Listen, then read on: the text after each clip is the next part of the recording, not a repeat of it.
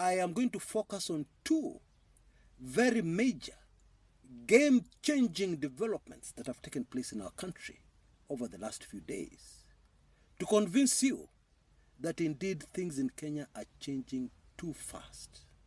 And you know, change is a terrible thing, because if it catches you unawares, it can be deadly. Trust me, it can even be fatal. So I believe it is the responsibility of analysts to alert the audience and, if possible, prepare them for what is coming. Indeed, what has already arrived. Game-changing event number one. Ida Odinga, widow of political legend Raila Amolo Odinga, over the weekend on Raila's home turf, yani Raila anatoka huko, Siaya County, was heckled and booed and forced to cut short her speech. Why? I'll give you a hint. She was not with the Sisi Nifuna chaps. No. She was with the Linda Ground people. The broad-based government. Manenos. People. Event number two. We have had serious floods in various parts of the country, which have even claimed lives. Now I can hear somebody at that corner telling me, come on, Chris. Floods are normal things. They happen now and then. And in any case, our clueless leaders deserve them. Yeah, because they don't organize drainage, they don't panga themselves in advance, and therefore let the floods come as a wake-up call for them. So, Chris, this is not a game-changing event.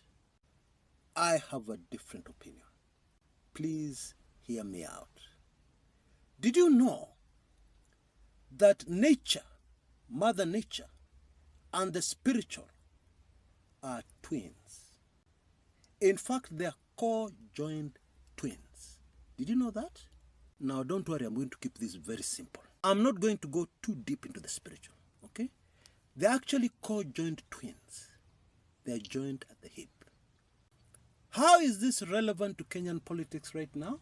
Sample the following. The very chaotic, stormy political situation in the country. Birds invade State House, Nairobi. A very serious invasion, which forces the security detail of the President of the Republic of Kenya to fire shots into the air. And I did a video right here on this channel interpreting what that bird invasion meant. Okay? Not something very good. Okay? And then this is immediately followed by serious floods in Kenya, where currently it has taken over 28 lives.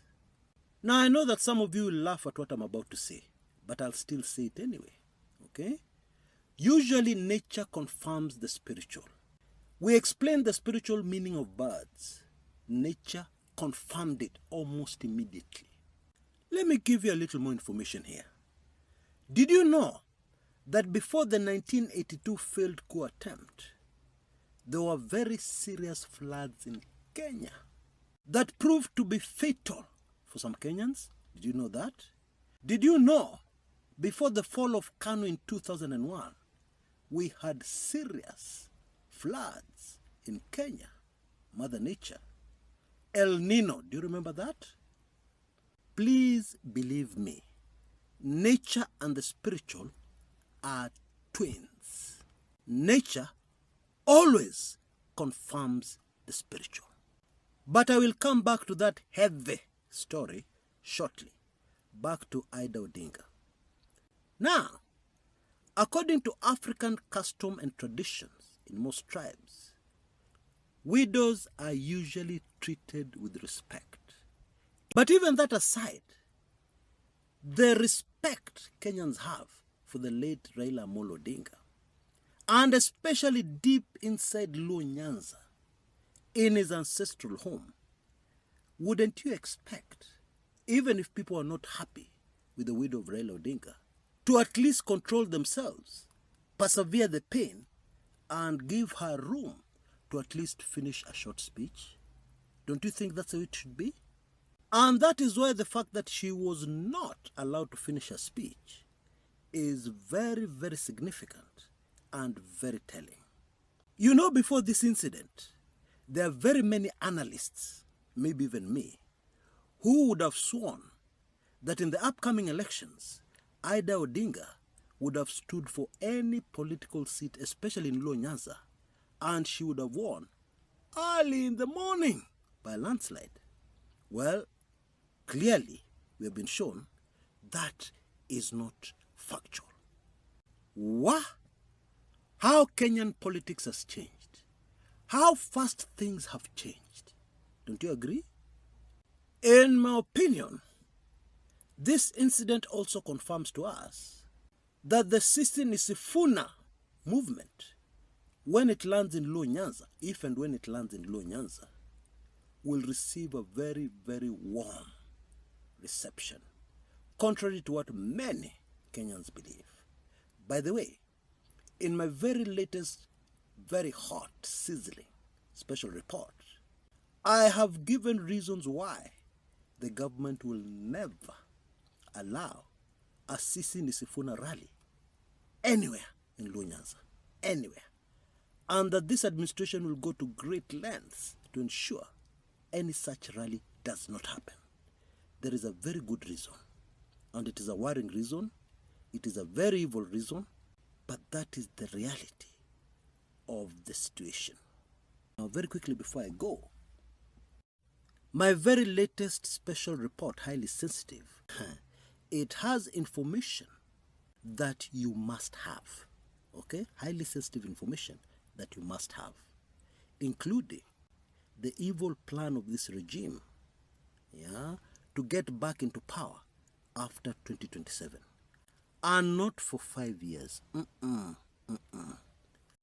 Iko list of wale watatumwa Zayuni kabla uchaguzi. You don't want to miss this information. Crazy, crazy information. Now you can see details on your screens right now.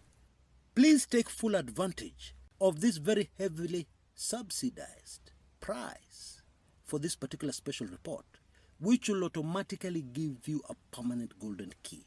It has all been made possible by this very stubborn, persistent sponsor who wants as many people as possible to get this highly sensitive information.